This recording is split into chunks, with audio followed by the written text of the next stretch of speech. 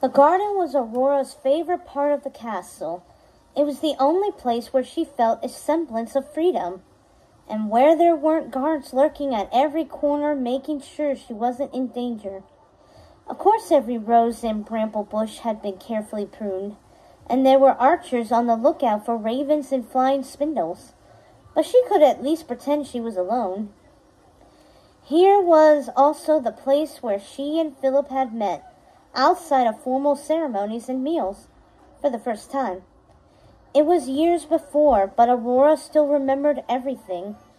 It was after a magical defense class with Flora, and instead of going straight to her dreaded luncheon with Father, she had transformed her dress into a shirt and trousers and sneaked out onto the lawn surrounded by topiaries. Who knew that Philip had dreaded the lunch as much as she had and pretended to be sick? He'd borrowed a mage's outfit and had instead gone exploring in the castle. Aurora had thought him an actual page sent to find her and had immediately ducked into a rosebush. Of course Philip had seen her. "Hiding from someone, Miss Rose?" he'd said, peering at her. "Shh!" Aurora hushed him. "Go away, or they'll see me." "Who?" "The guards," Aurora smiled. "They never think to look past the thorns." "Really?" Philip said, stepping into the rosebush himself. The guards passed, not seeing either of them. Once they were out of sight, he said, "You're right. Why didn't I ever think to hide here?" "You?" Aurora said. She frowned. "Aren't you a page?" "No, I'm Philip." "Philip?" Aurora's eyes widened. She stepped back, almost forgetting that she was inside a bramble bush. "The prince?" She burst into a fit of giggles. "What's so funny?" I'm Aurora," she said, between laughs. I think we're engaged. Funny, I've never seen you without that ugly blue hat with the red feather. You look much better without it." Philip started laughing too. "Father makes me wear it. It's either that or a crown. Crowns are surprisingly heavy." "Exactly. Not very good for hiding in bramble bushes." She tilted her head, still smiling.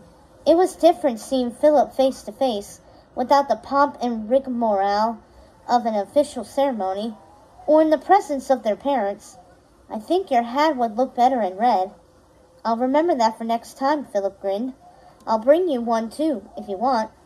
All the seamstresses in my kingdom do is talk about what you wear. They're the ones making all your clothes." "What do they say?" Aurora asked, genuinely curious. "They lament that they never get to see their dresses on you because you're locked up in your room." Aurora made a face. "Only half the day, when I'm not at my lessons. They say you're not allowed to go anywhere." "Well, that's true. I'm not allowed to leave the castle. Thankfully, it's large.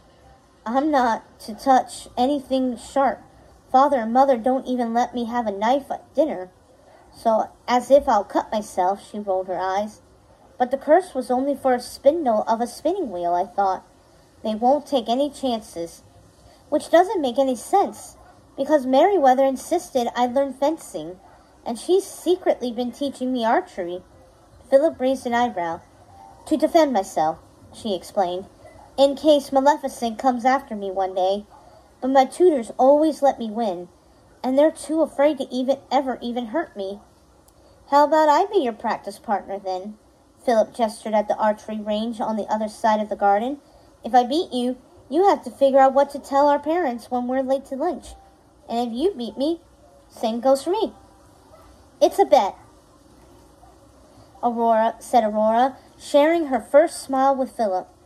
From then on, they'd become fast friends, and their parents couldn't have been more delighted. Aurora counted down the days until Philip visited again, and when he did, they spent every moment they could together. Often they sneaked off to the garden, hiding from the guards, chasing the rabbits that roamed the castle grounds, or competing in archery and sword fighting. Then, as they grew older, they schemed a way to get Aurora out into the nearby townships. Never once did they mention that one day, in the near future, they would marry. Her cheeks flushed just thinking about it. Philip had been her future husband ever since they were children, but lately, when they saw each other, her stomach did somersaults, and she became tongue-tied, and sometimes she forgot what she meant to say. She was sure he'd notice, and that made her nervous to see him. She pushed her nervousness aside as she approached one of the rose bushes in the garden.